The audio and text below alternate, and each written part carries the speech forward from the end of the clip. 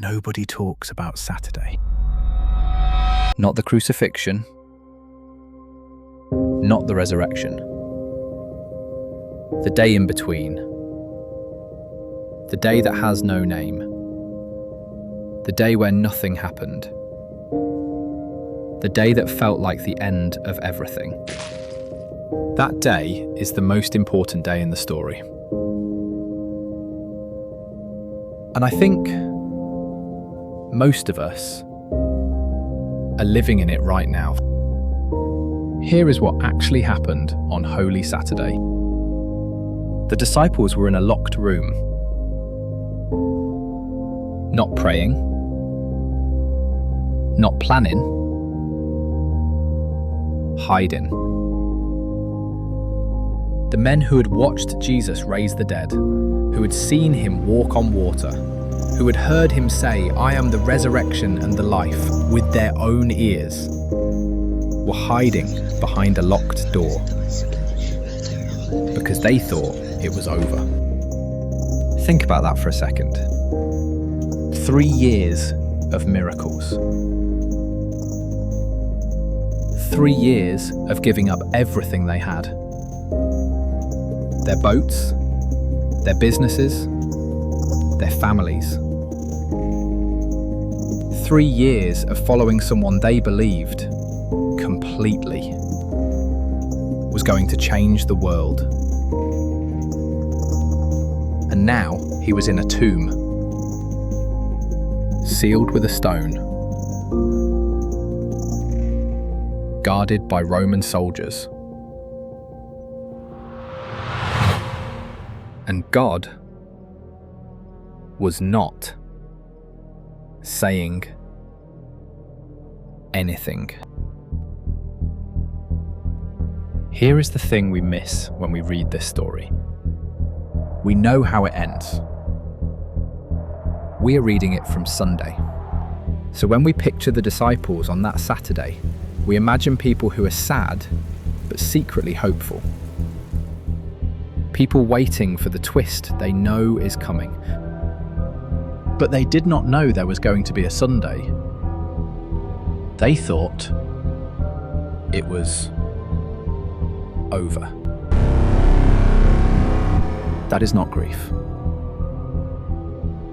That is the complete collapse of a world. And into that collapse, God said, nothing. You have been in that room. Maybe you are in it right now. It does not have to be about faith. It can be anything you believed in completely. Anything you gave yourself to, that then went silent. A marriage you thought was going to make it. A dream you built for a decade. A version of yourself you were certain you were becoming.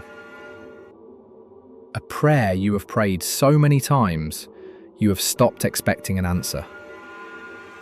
And the silence just sits there. Not hostile. Not cold.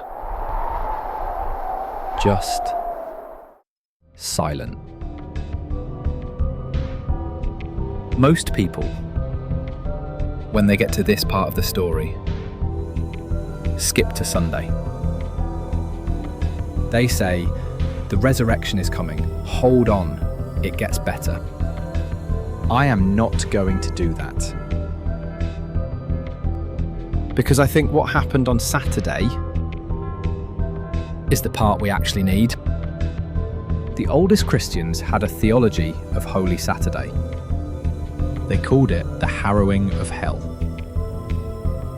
It appears in the earliest creeds of the church. The line, "He descended into the dead." Most people read past it. It is just a line between the crucifixion and the resurrection. Something that happened briefly in between. But the early church took it seriously. Dead seriously. The idea was this. While Jesus lay in the tomb, while the disciples hid behind locked doors, while the women prepared spices they could not yet use, while the whole world went silent, something was happening that no one could see. He descended. Not as a prisoner, as a king walking through a gate that had never been opened. And he went to find everyone who had ever died before the story reached them. Every person who had ever lived and hoped and loved and asked questions into the dark and never received an answer. Adam, Eve, every unnamed person in every unnamed century who reached towards something they could not see. The silence was not absence. The silence was the deepest work being done. Sunday came. It always does. Not always on schedule. Not always in the form you expected. Not always with the explanation you needed. But it comes. And here is the detail in the story that undoes me every time. The women went to the tomb in the early morning, while it was still dark. They were not going because they had hope. They were going because they had spices and a body to care for, and they did not know what else to do. The smallest, most faithful act they could think of. Show up. Do the next thing. Love does not know how to stop moving. And the stone was already gone. Not moved while they were watching. Not moved while they were praying. Gone before they arrived. The work was finished in the silence while no one was looking. If you are in the silence right now, I am not going to promise you that Sunday is coming on the schedule. I do not know your story, but I will tell you what the oldest story shows. The silence was never empty. Something was happening in it that no one in that locked room could see. Something that required exactly this. The waiting. The not knowing. The showing up anyway with your spices and doing the next small thing. The stone was already gone before anyone went to look. Holy Saturday lasts one day in the calendar. In real life, it can last years.